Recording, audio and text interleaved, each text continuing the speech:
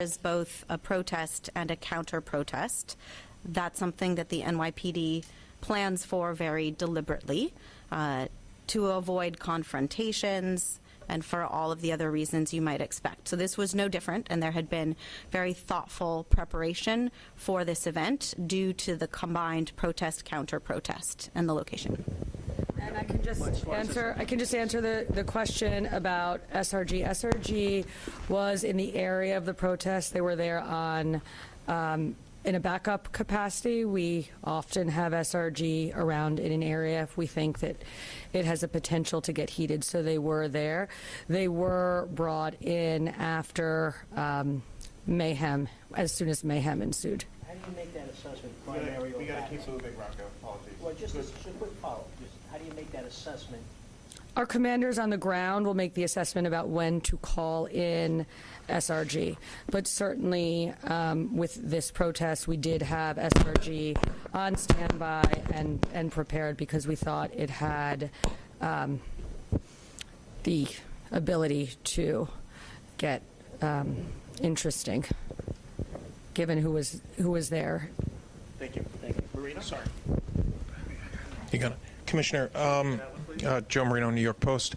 Commissioner, are you looking at changing your posture towards policing protests, given the fact these two individuals were not known to you?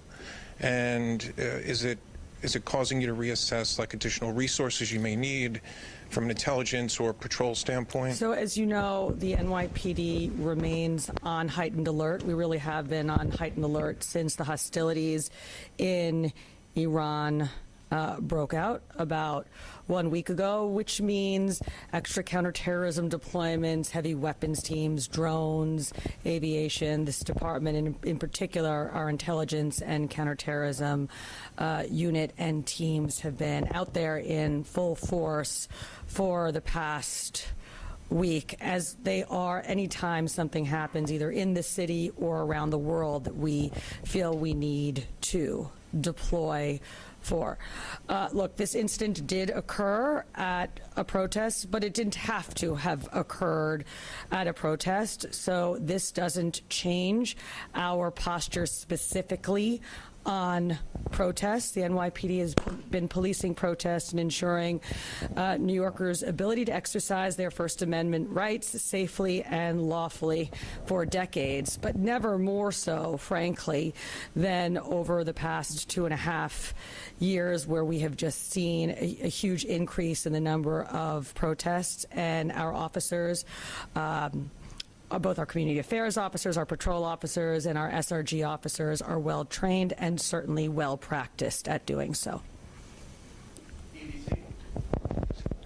Thanks, Brett. Hey, Commissioner, thank you.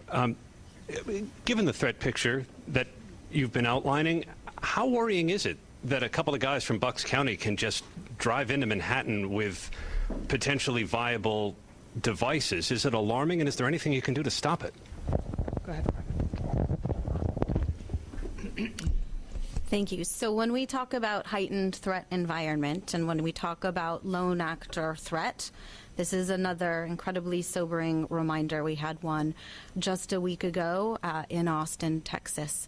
And that's the reason that we surge our personnel, as the Commissioner just mentioned, we've been doing since the onset of the war overseas in Iran for the last 10 days, to harden targets.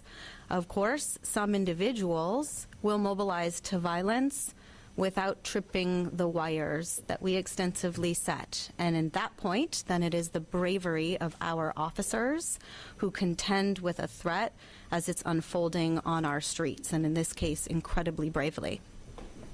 And I would just add there's a few pieces to this, right?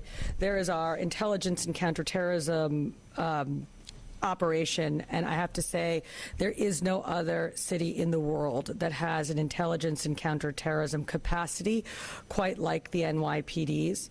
But then, as Deputy Commissioner said, we also have our well-trained officers on the ground doing deployments to catch anything.